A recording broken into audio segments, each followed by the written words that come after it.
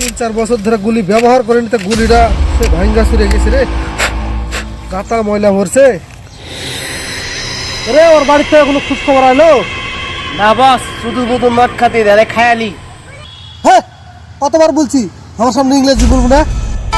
ইংরেজিতে আমি 362 বার ফেল করছি, আমার সামনে ইংরেজি বলেছে। যাই হোক, ওর বাড়িতে যেহেতু কোনো যোগাযোগ করেনি, সে তো টপকা দে যা।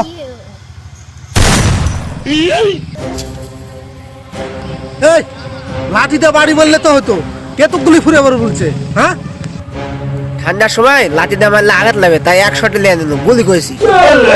এমনি ওর থেকে 1 টাকাও ইনকাম নাই, আবার ওর পিছনে আবার গুলি ফুরে আছে। ওর পিছনে গুলি ফুরে না কোনো প্রয়োজন আছে? বাড়ি বললেই বেটার হতো। কত চিন্তা করছি নো, শালা টাকাটা নিয়ে আমার সাথে কিস্তিটা দেবো, দিনকাল খারাপ আছে।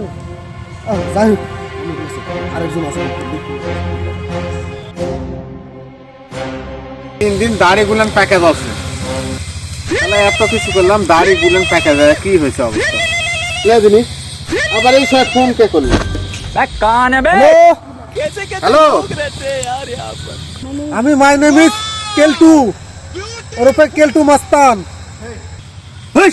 আমি কখন বললো তুই ইনস্ট্রাক্টর?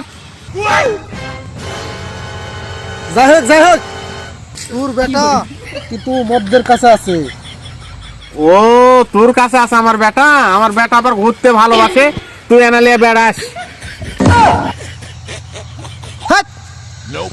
আমার কথা শোনাত কি আমার তোর স্কুলের পিয়ন মনে হচ্ছে নাকি? হ্যাঁ, তোর বেটা কি আমি ঘুরে বেড়াবো? Kidnapper, my name is Keltu kidnapper. তোর বেটাকে যদি নিতে চাস তো 4 লাখ টাকা দে আমাক।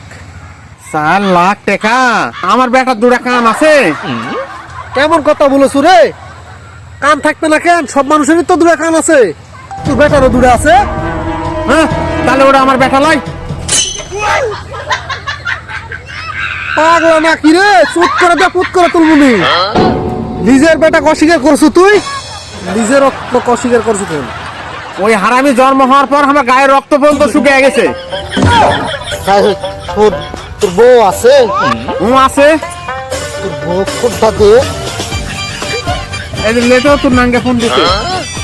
দেখ তো হারামি কি কথা বলেছে। আমার কি আর নাম করা বয়স আছে রে লোক না? বেশি কথা বলিস না, কথা বল। হ্যালো ভাবি, তোমার বেটাকে আমি কিডন্যাপ করেছি, 4 লাখ টাকা দাও। 4 লাখ টাকা হলে তোমার বেটাকে ছেড়ে দেবো। কত রেট যেতে হবে বেটা, আমি নিয়ে পাবো না। আমি কি এটি কাপড় বেচতে আলছি? একটু কম সম করেন। এত করে যখন বলছেন ভাবি, শুধু তোমার জন্য 2 লাখ টাকা ছাড়, তাহলে 2 লাখ টাকা দিলেই হবে। হ্যাঁ, আমি অত টাকা দিয়ে পাবো না, 200 টাকা দিব হবে? দিলে দেন, না দিলে আমি অন্য দোকানে দেখছি।